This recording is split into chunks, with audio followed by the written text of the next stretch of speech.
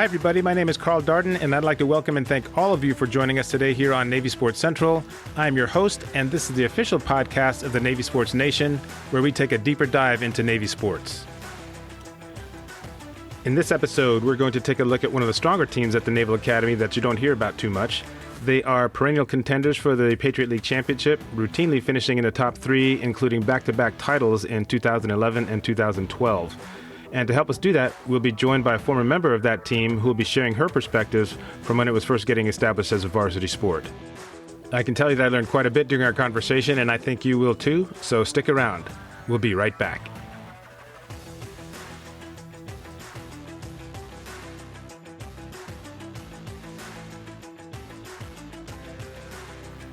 All right, here we go. Thanks for joining us, everyone. Whether you're a returning listener or you're checking out the podcast for the first time, thanks for making us part of your day. So we have finished our preview of the Navy football team, which is obviously the most visible sport at the Naval Academy.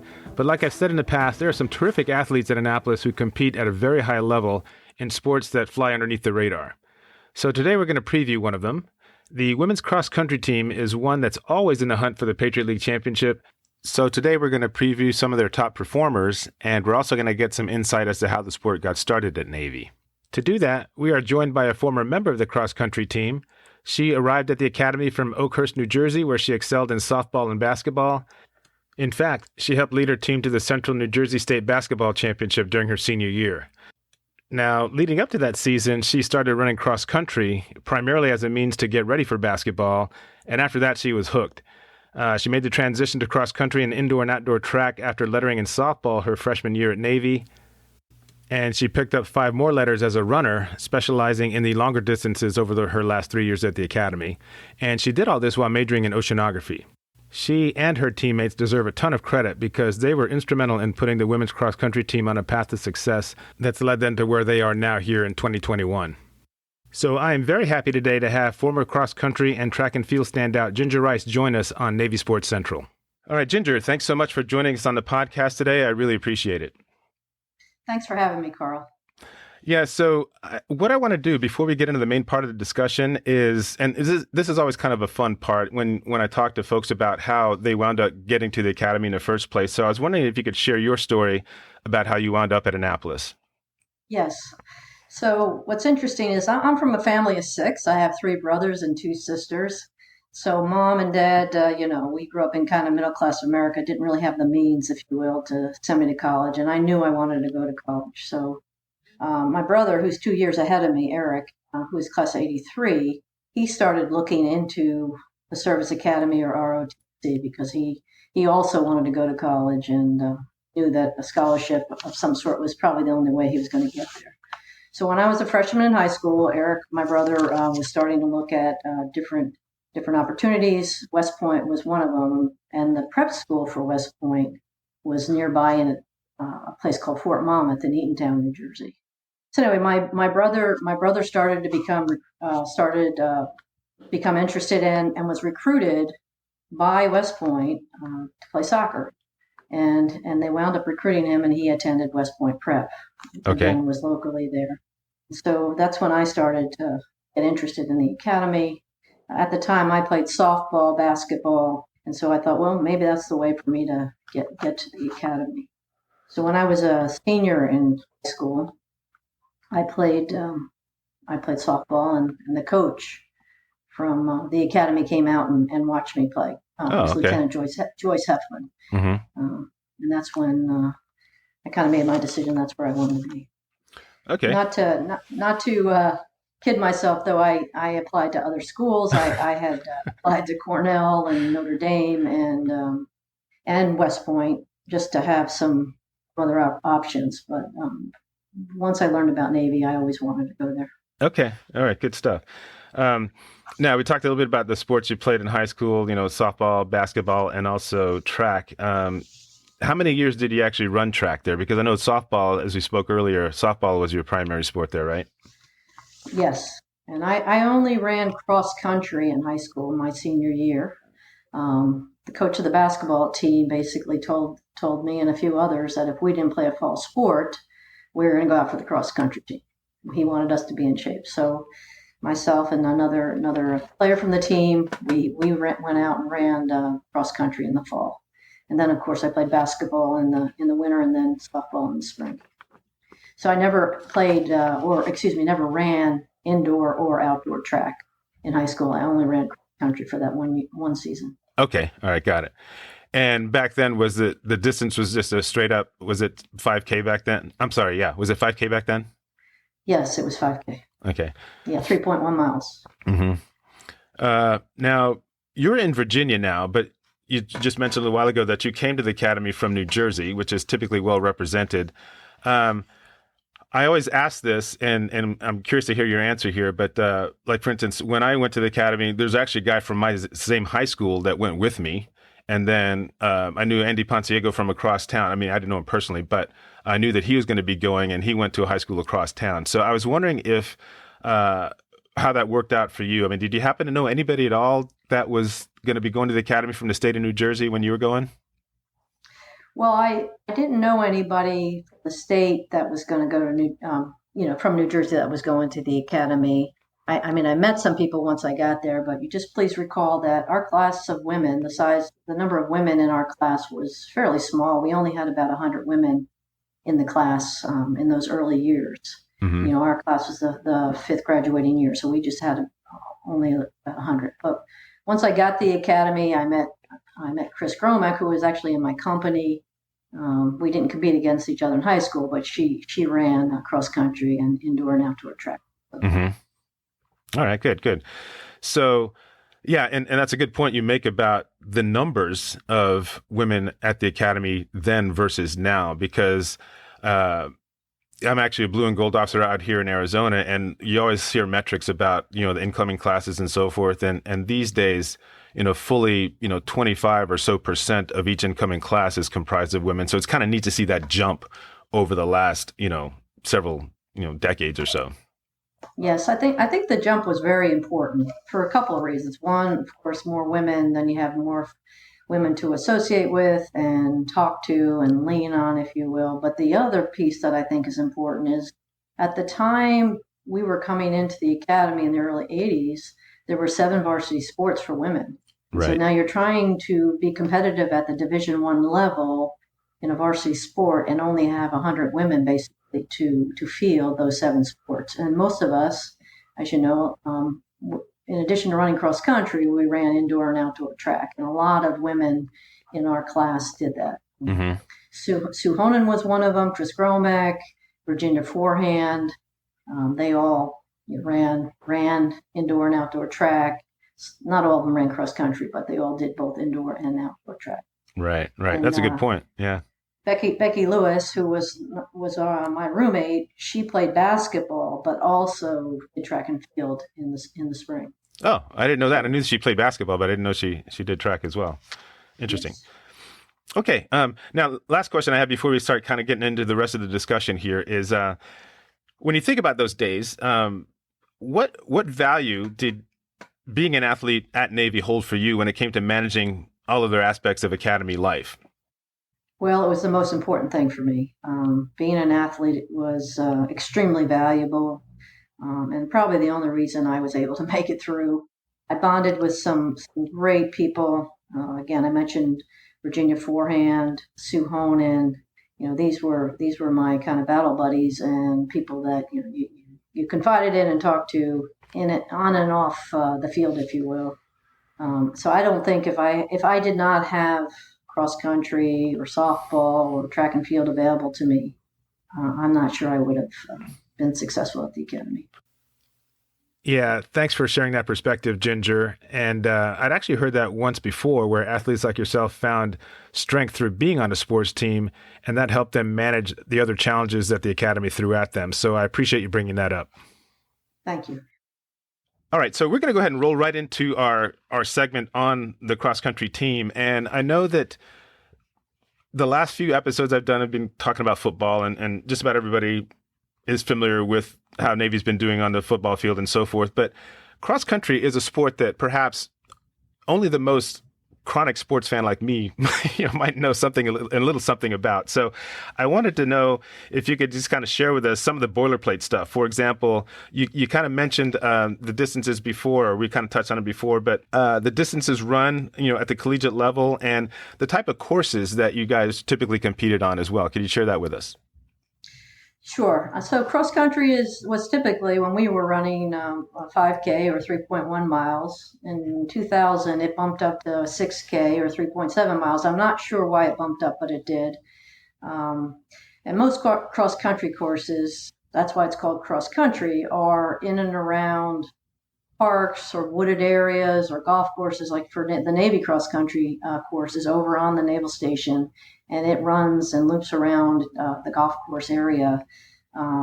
So again, most of the courses we ran were in that type of setting.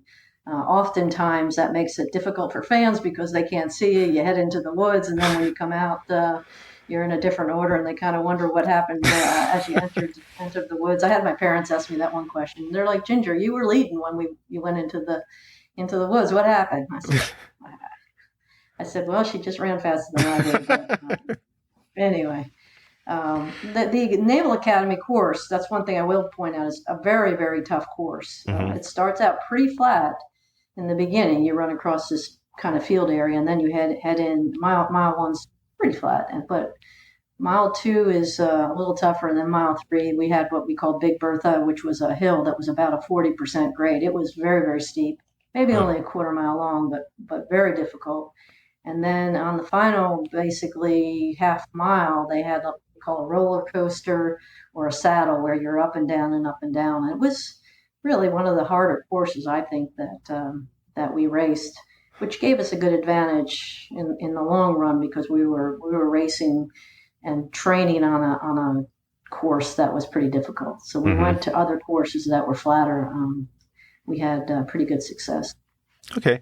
Now let's talk a little bit about that training. I was kind of curious, obviously I'm fairly familiar with, track routines and stuff like that, but what does a typical cross-country practice or workout look like? So, we had 3 Marines that were our coaches in the beginning because we weren't a varsity sport. So they had, it was Major Mike Sheedy. He was a Marine. It was Captain Rocky Rossiker, Marine, and Captain Steve Carpenter. And those guys all ran cross country themselves. So they brought a lot to the table as far as our training workouts. And they believed in, it was basically a 5-day a week, with the actual race day and then a day off. But Mondays were tough because Mondays we normally were on the track running 6 1-mile intervals. And I just can't even explain how difficult those are. And we were running them at a 6-minute pace. And then the second day might be, well, we're going to go out for a long run, maybe 7 to 10 miles. We're going to go out for a long run because you're trying to recover from the Monday workout. But we were still running at a 7:38-minute pace when we would do those long runs. Right. And then Wednesday a typical workout on a Wednesday might be, they call them tempo or fartleks now, where you go out and you run maybe 2 or 3 miles hard, and then you run a little slower, easier, and then you run another mile hard, slower, easier. And then finally, like on a Thursday, you'd go out for, again, another long run. So we would do what we call, we'd run in a group, and then the guy at the end would have to run up to the front of the group. And I'm trying to recall what that is called. But we would do that for 3 or 4 miles. And then the coaches wanted us to take Fridays off. I can tell you a story about that. I got in some big trouble because I was running a perimeter on a Friday, and the coach saw me, and he was pretty upset because meets were always on a Saturday morning, usually before the football games. And he wanted us to rest on Fridays. Yeah. So, and then we would race on Saturdays. Of course, you're working out pretty hard. And then Sundays would be anything you wanted to do. You were on your own. Some of us would get together and go on long runs. But that was a typical workout week, if you will, for a cross-country runner. Okay. All right. Now let's talk a little bit about scoring. Okay. Obviously, you got two or more teams competing, whether it's a dual meet or an invitational and so forth. Easy enough to determine the individual winner, but could you go into a little bit more detail on how the teams are scored at cross-country meets? Okay. Well, cross country, whether it's a dual meet or an invitational, you were allowed to have 7 runners on the team, and then the top 5 runners get scored. So, for instance, you finish second in the race. Navy finishes, our top runner finishes second, they get 2 points. Our next runner finishes fourth, you get 4 points. And so the top 5 runners are scored, and the team with the lowest points wins the meet.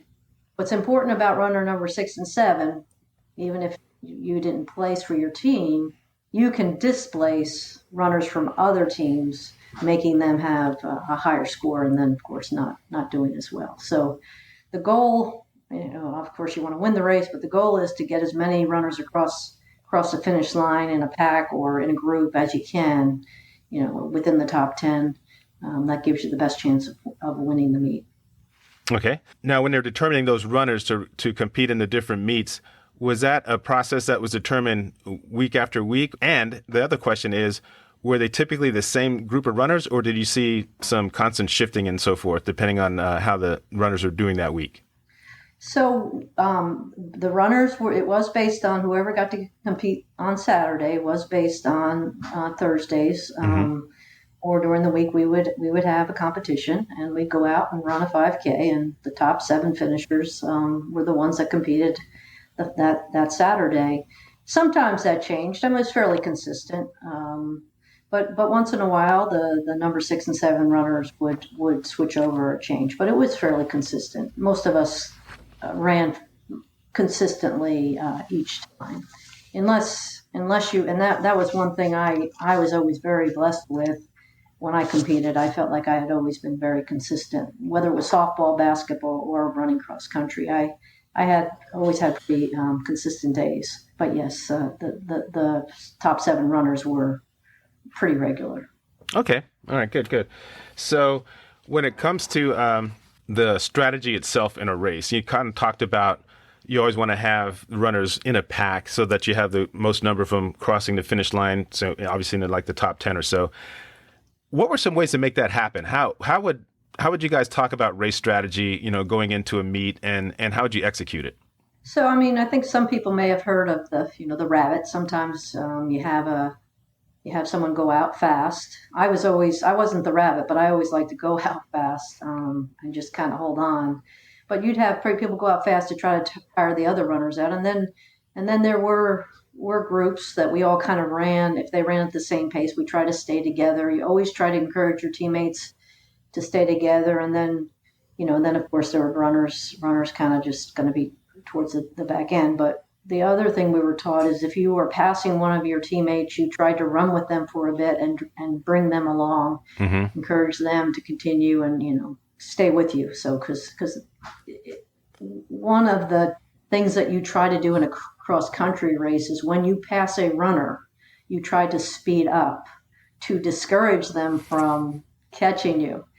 And we did not do that, obviously, to our teammates. We wanted to encourage them to continue to run with us. Right. But if it was someone from the other team, you would try to discourage them. It's kind of a lot of mental toughness goes on in cross-country. The other thing you would try to do is, especially when you were on a hill, you would try to run. If you were running by someone, you would really try to push on the hill and really put them, get some distance between them. Yeah, you must have been reading my mind, because that was the next question I was going to ask you around, how demoralizing is it when to your opponent, when you're able to pass them on a hill and create some separation right away? That's just got to be the worst feeling in the world. Well, there's a psychological part to that. It's done on purpose. Yeah, that's for sure. Okay, so thanks for sharing that information. I really appreciate that. So I tell you what, we're going to take a quick break now, and then when we come back, we'll jump into the 4 or 5 members of the women's cross country team that we want to showcase for the upcoming season. So we'll be right back.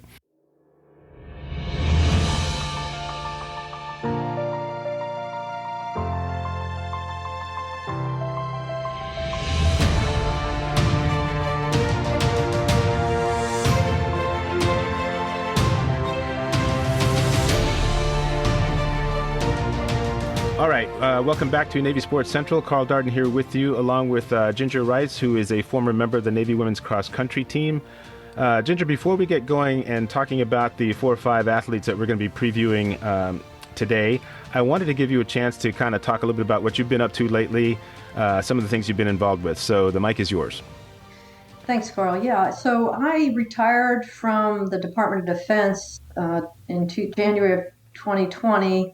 My husband and I had a little dog walking business just to keep us off the streets and out of trouble.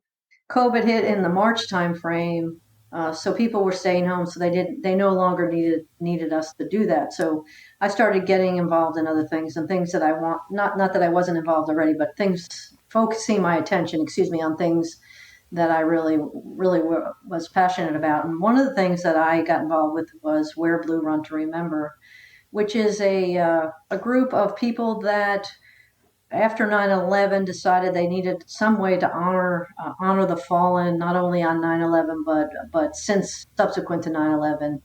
I will tell you, I was in the Pentagon on 9/11 and lost two what I consider good friends, Commander Pat Dunn, who was class 85, and Lieutenant Commander Ron Valk, who was the class of 1987. Ron and I were in the 11th Company together. Uh-huh. Anyway, what this Wear Blue, Run to Remember is, like I said, we honor the fallen. They have a circle of remembrance the first Saturday of every month, and there's a local chapter here in Springfield that I go to. We go over, we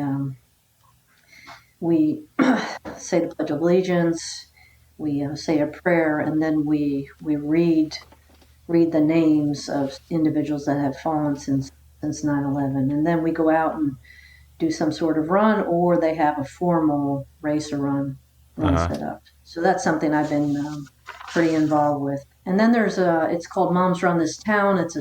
They have chapters all over the country, but again, set up by some moms that were looking for running partners, and they established this group. It's got a Facebook page. You can go on, and there's events throughout the county that people can sign up for. And they've got the 5:30 Dunkin' Donuts group that meet at Dunkin' Donuts at 5:30 in the morning. They go out for a run. They come back. They have coffee and talk about their days or their children and it's not only just moms, it's moms of fur babies too. They call it dogs or whatever. Right. You don't have to be a mom to run, but it allows runners to partner up, if you will, with someone and work out with someone that has kind of the same pace that you do and the kind of same goals that you do. I've also recently volunteered to be a blue and gold officer for the Naval Academy.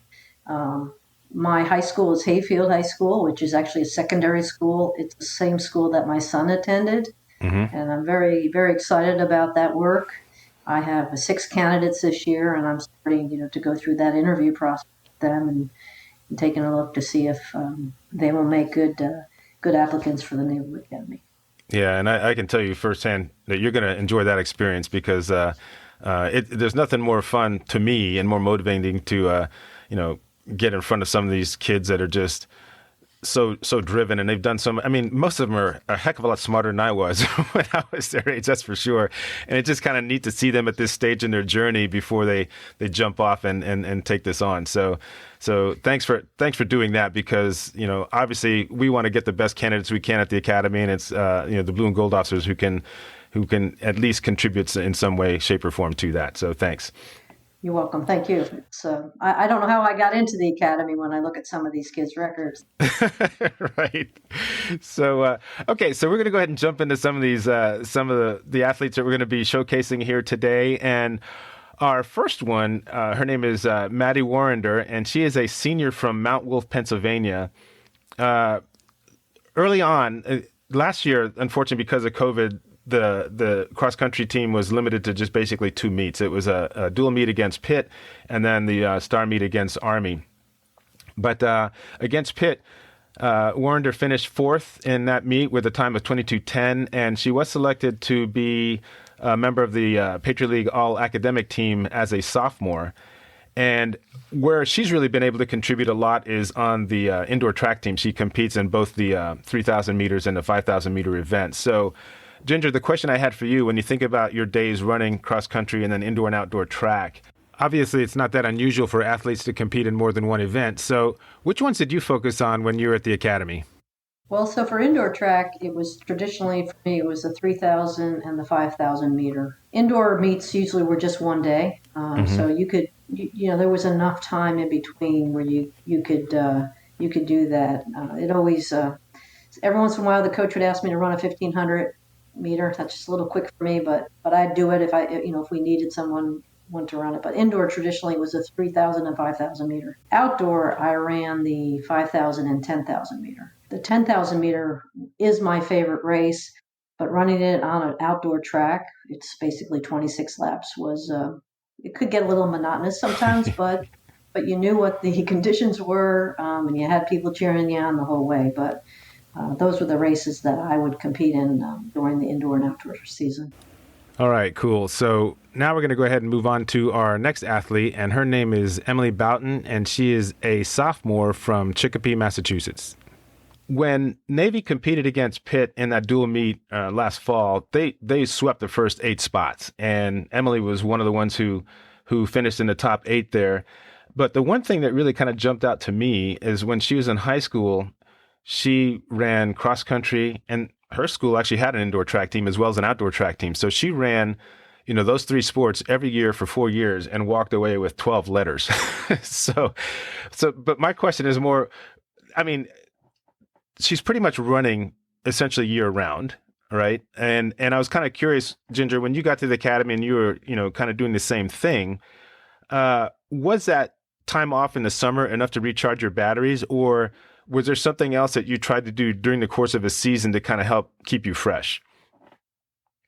Well, Carl, I loved running, so I never felt burnt out. The coaches did encourage us to, again, take days off. We would sometimes, we had like, I think life cycles back then, the bikes. Stationary bikes weren't a big option for us, but once in a while, the coaches would want us to cross train a little bit. And again, take days off. I had a harder time doing that because I really enjoyed running and never felt burnt out. So then over the summers, we did have a break in the summers. Of course, we had to do our summer training, and there were times we were on ships where actually went to jump school one year with Sue Honan. So that was a little bit of a break, I guess. Yeah, to say the least. I want to say that, but I felt certainly felt like I was getting enough of a break in Hmm. between. So.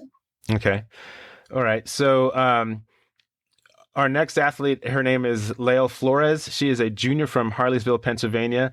Uh, One of the few that, when I was kind of looking through this list here, there was a number of them who, as freshmen, weren't quite running the times that they needed to get into the meets, but Flores was one of them. She ran really well against Pitt and Army, and she finished in the top 10 in both meets. And this is last year as a sophomore, but she also competed as a freshman as well. And uh, when you look at their roster, she's one of the few juniors that has a significant amount of racing experience from last season because the pandemic cut things so short. So, Ginger, I wanted to kind of have you go back to your time running. When you look at the relationship between the upperclassmen and the underclassmen, especially when you got to the point where you were seniors, and by the way, you can touch on this as well because you shared earlier that the cross country was a club sport at the time, and then eventually was made a varsity sport. So I'm trying to get a sense for, as you got older, that junior senior year, what are some of the things that you and your classmates did to basically build that culture, especially once you had resources put forth towards being, recruiting athletes and so forth? Thanks, Carl. I appreciate the opportunity to respond to that. Yeah, so as I mentioned, we were not varsity until our 1983, the fall of 1983, our senior year. And that year, Navy hired a cross country coach, Karen Boyle, and she went on to coach for Navy for over 30 years. And they brought in a crew of plebes 19 in the summer of '83, the class of 1987, that were were avid runners, successful runners.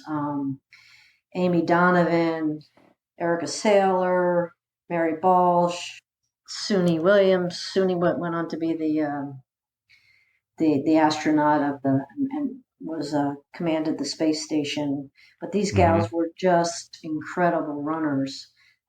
But new to the academy experience. So Virginia Forehand, who was the captain of the team, and myself, who were the two seniors on the team, along with Sue Honan. We watched out for these gals pretty closely.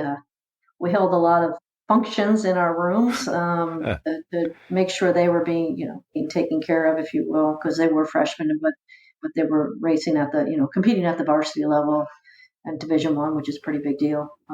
Right. And once in a while, we'd have to go and talk to one of our, I hate to say it, Carl, male classmates that were misbehaving, and kind of get it back in the box, if you will. But that didn't happen too often, but it did happen. But Right. we really looked out for them and tried to make their experience at the academy as fruitful, if you will, as possible. Right. Right. Okay. Good deal. All right. So we got three athletes covered. We're going to talk about two more. And these two individuals had some terrific seasons as a freshman. The first one we'll talk about is Elizabeth Sullivan. She's now a junior, actually, from Portsmouth, Rhode Island. But I wanted to speak to her freshman season because she earned all Patriot League honors then and finished in the top five in her first three races as a freshman, including winning her very first one right out of the gate. So that's pretty incredible to me when you think about that, just going from straight from high school and then jumping right onto the collegiate stage there and having that kind of success. And then the other one is Ellie Abraham. She's a sophomore now from Brookings, South Dakota. She also ran track and played soccer in high school, and she's a two-time state champion from South Dakota in cross country.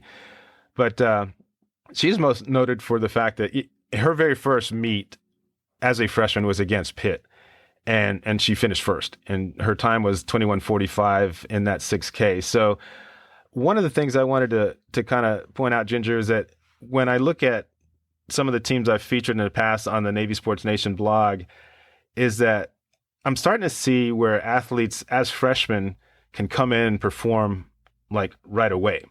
Just a couple of examples.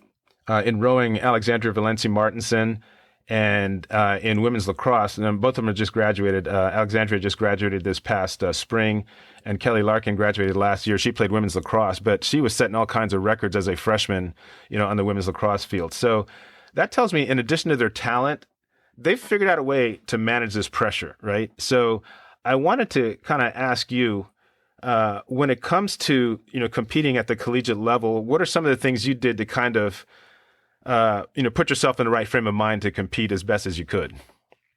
Yeah, so as an athlete, no matter what I was competing with, I always get a little butterflies in my stomach before the gun goes off, or before that first shot goes up, or first pitch is thrown. I like to have a little quiet time before a meet or before a game, and just kind of get my thoughts together. But once the gun went off, like I said, that butterflies went away, and I just basically went into gear and knew that I was prepared for whatever competition it was. I mean, that really is the key to me. And it sounds like these gals are doing all the right things. That if you're prepared, you're going to succeed and do well because you've put the time and effort into the training. Right, right. Yeah, and like I said, it's such a kind of a cool thing to see. I'm looking forward to tracking the team a little bit more this year. I don't know if they stream those events or not, but they do a pretty good job on the Navy Sports site of giving live updates. So I'm looking forward to seeing how they do this season as well. So I had the opportunity to go over and watch them run 2 years ago when they were they had a retirement gathering for Coach Boyle, and on a Friday, and then Saturday we all went over and watched the women's team run cross country, and it was just they're phenomenal young ladies. It was awesome to watch. And just one little story is, I was wearing one of my Wear Blue Run to Remember shirts over there. I wasn't wearing a Navy shirt, and I got to talking to a couple of the gals after they had finished running, And I said, hey, would you want to trade shirts with me? I really want a Navy cross country shirt. They were all, of course, wearing their warm up gear, if you will, t-shirt. And one gal said, yeah, I'd be happy to trade. And so I gave her my Wear Blue, and she gave me her Navy cross country shirt. Well, it turns out that her last name was Sailor. She was a daughter of a graduate, and Erica Sailor, was the gal I mentioned earlier, was her sister's daughter. And so that was really neat because we got to talking and figured out that, yeah, she in fact was a daughter of a grad that I had actually known pretty well. It was a lot of fun, and watch them, and I hope to get to see them run again this year, now that COVID hopefully is behind us. Yeah, that's for sure. Okay, thanks a lot, Ginger. That's going to take us to a close on the 5 athletes that I wanted to take a look at going into the women's cross country season. So we're going to go ahead and take a break, and we'll be right back with our Q&A segment, which should be a lot of fun. So stick with us.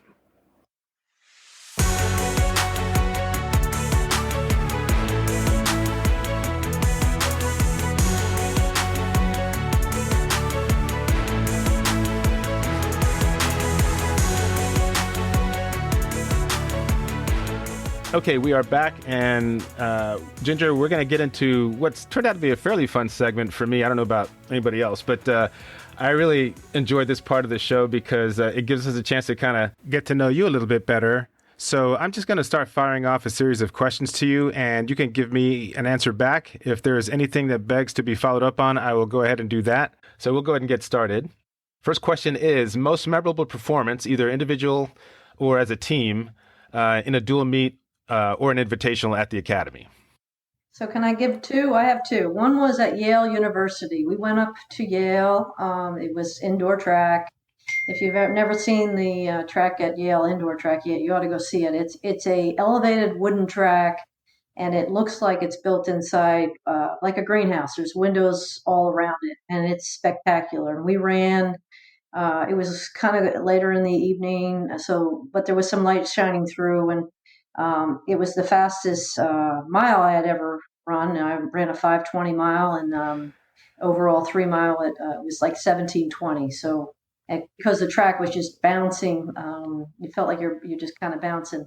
The sad part is I still finished dead last. We were running against all the other Ivy Leagues. And those gals were very, very good, but you can't be upset with yourself when you run your fastest time. That you didn't do place, if you will, but that was my most memorable because it was my fastest time. It was a 3 miler. And then outdoor, I ran at the University of Maryland. It was a 10K on the outdoor track, and again, it was my fastest 10K ever. It was a 39-minute. I remember the coach, as I came through the first mile, he was telling me to slow down because he thought I was going to not make it, but I didn't, and I did make it. So that was another memorable moment for me. Yeah, and you bring up a good point when it comes to running personal bests and so forth, and with the Olympics going on right now, it's actually a pretty timely conversation. But I think that the casual sports fan is just way too caught up in where people finish, right? And when you have athletes going to compete on an Olympic stage, they're going out there to do their best, obviously. And to me, when you got a runner out there or any athlete that runs their best time, swims their best time, all that sort of thing, and they don't make it to the podium, the casual sports fan will just go, well, they didn't finish. They didn't medal, so what's the big deal? Well, the fact is, like I said, the stage is obviously different, and they ran their best time. And I think that is lost a lot when it comes to different events where the fans maybe don't have that understanding of what's exactly going on when that athlete is training for that event. What are your thoughts on that? Yeah, absolutely. I mean, what you can do is do your best. And if you run the best time you've ever run, and there's still women in front of you that run faster, I mean, there's not a whole lot you can do about that. It also applies to any other sport, basketball, baseball, softball, whatever. If you went out there and played your hardest and you left it all on the field, what more can you do? Now, if you know in your heart you did it, then that's a different story. But I always felt like I left it all out on whether it was the track or the field. That always was what motivated me, was to try my hardest and do my best. Of course, do it with I don't want to say honor and compassion, but I want to say, within all the rules. Right. So, Right. but yeah, and that's what I always taught my children too, is just leave it all out there on the field. Mm-hmm. All right. Favorite cross country teammate and why? Virginia Forehand. She's just an exceptional person. As I mentioned previously, she was the captain of our teams every year, but she's a loyal friend, classmate, shipmate. We bonded very early when we first met, and we always sought each other out when we were running. We always agreed never to leave each other behind. And it could be, a year could go by and I could still pick up the phone and it was like we just saw each other yesterday. Mm-hmm. She's just an exceptional person. All right. All right. Favorite running shoe? What's your running shoe of choice? Asics Gel Cayano. Mm-hmm. I pronate a little bit, which means your foot goes in a little as you run, and they're very good for pronation. And I've been wearing them probably for the last 15 years, 20 years since they've been making them. Mm-hmm. Now at the academy, we ran in our Brooks. I think they were the Brooks that we got issued. Yeah. At least it wasn't those Ked sneakers Right. that they issued us too. But finally, I think it was sophomore or junior year where the coach had reached out to Adidas, and they gave us some shoes, and then after that we were able to get some Nikes, because Nikes were kind of coming into the scene in the late 70s, early 80s. So Right. so we were able to get some Nikes to wear.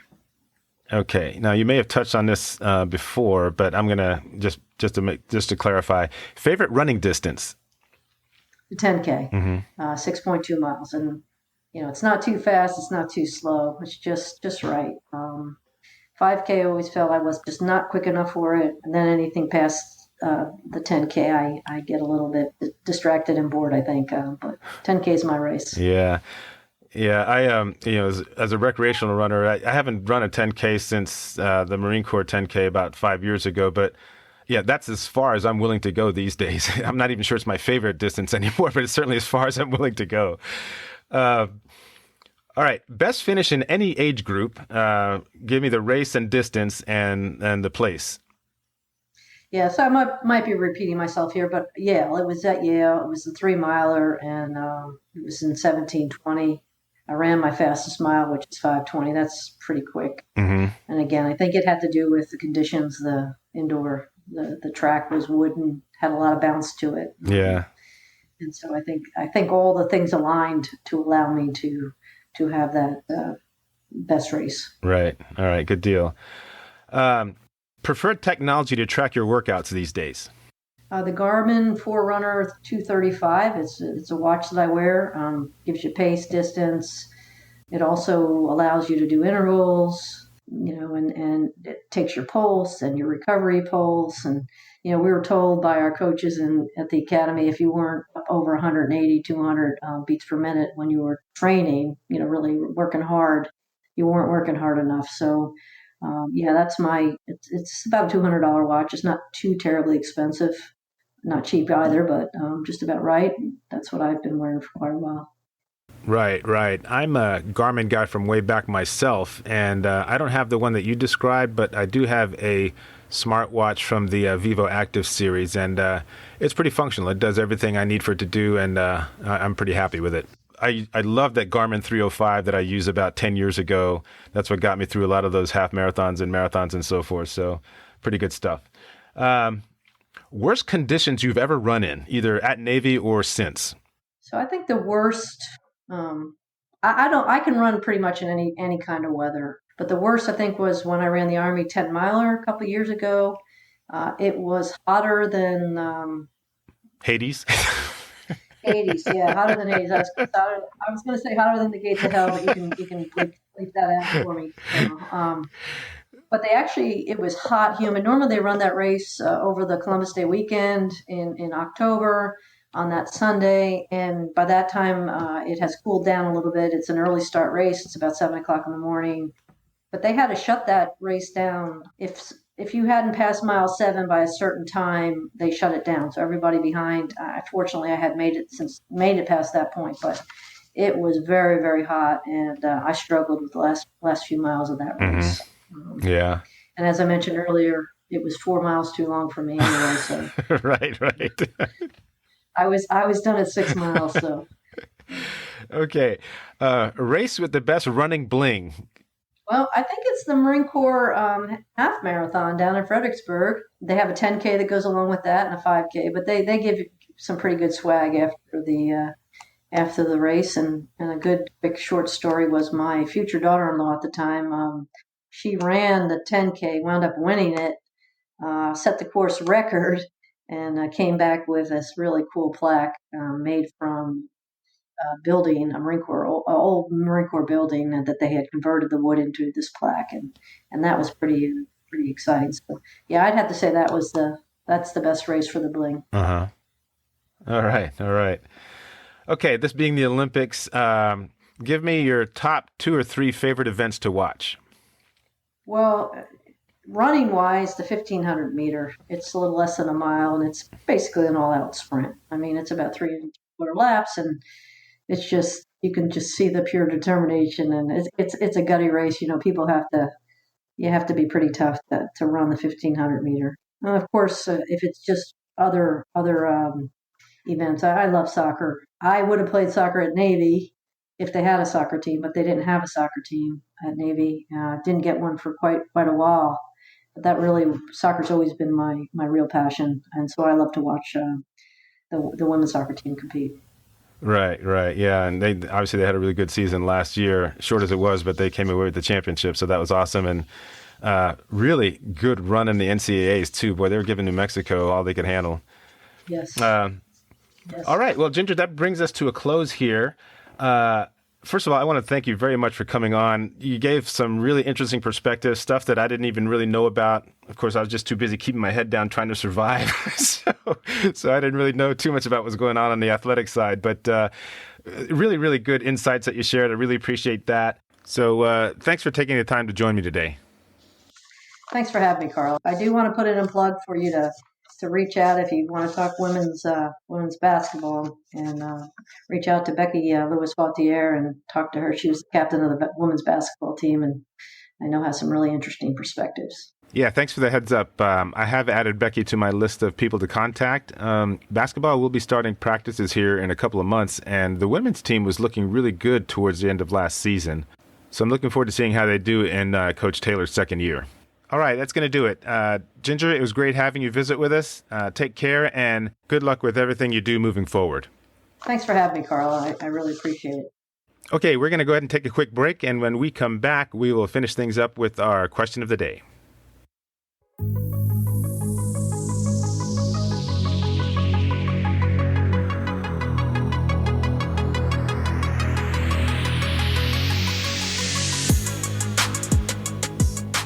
All right, thanks for staying with us here on Navy Sports Central. We are in the home stretch, and we're going to finish things up with our question of the day. Let's start by taking a look at our responses to our last question. And in our episode a couple of weeks ago covering the Navy defensive backs, I asked, which player do you think will wind up with the highest combined number of interceptions and pass breakups? And we did have a few fans get back to us on this one. All of the replies came through the Navy Sports Nation group Facebook page, so thanks to everyone who took part in that poll. Let's go ahead and check out the results. Both Mikey McMorris and Mitch West both received 4 votes apiece. And the fans who went with McMorris were Kyle Ficanda, Nathan Leitner, Tim Snipes, and Fred Payon. Meanwhile, Lee Reinhardt, B.D. Smith, William Barbie, and Mike Karczewski think Mitch West is going to wind up leading in that stat. Defensive co-captain Kevin Brennan was right behind them with 3 votes. James Keneally, and then my 2 classmates Paul Barr and Mark Stordo, who you'll recall was our guest from a couple weeks ago, all went with the Navy free safety. And by the way, James Keneally had 2 sons that just graduated from the Naval Academy this past spring, and they played on the sprint football team. Anyway, that's how the voting shook out. I think this could be a pretty interesting season. McMorris has led the team in pass breakups in the last 2 years, and I think he could easily do it again if teams keep throwing in his direction. But there is a chance that offensive coordinators will start looking to throw elsewhere, and that could open up some opportunities for Jamal Glenn to show what he can do. So I think you may see him put up some good numbers as well. As the season goes on, quarterbacks may not want to go at McMorris, who has quietly earned a reputation as being one of the better defenders in the American Conference. Glenn really stood out in spring practice, and both he and McMorris should make a pretty good team at the cornerback position. So that leaves the two safeties.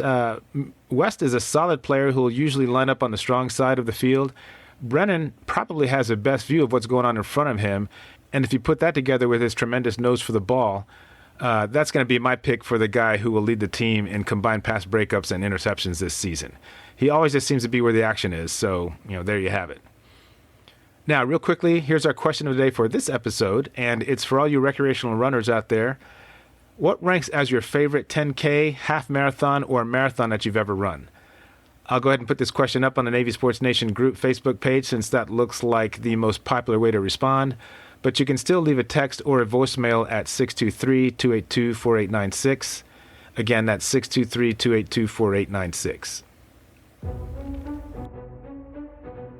All right, that's going to do it for this edition of Navy Sports Central. Thank you all so much for joining us. Now, if you like what you've heard, remember to follow us wherever you get your podcasts, and be sure to spread the word to all the other Navy fans out there.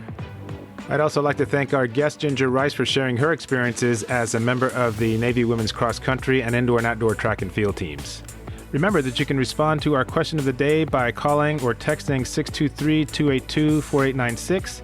Again, that's 623-282-4896. And you can also respond through our group Facebook page. And just a quick reminder, the views expressed on Navy Sports Central are my own and do not reflect those of the U.S. Naval Academy or Navy Athletics. By the way, the music used on Navy Sports Central podcast comes to you from Audio Jungle. This is a great resource for purchasing the rights to use music from thousands of artists around the world, and those we feature in our podcast will be credited in our show notes. Talk to you soon, everybody. Until next time, this is Carl Darden. Go Navy, beat Army.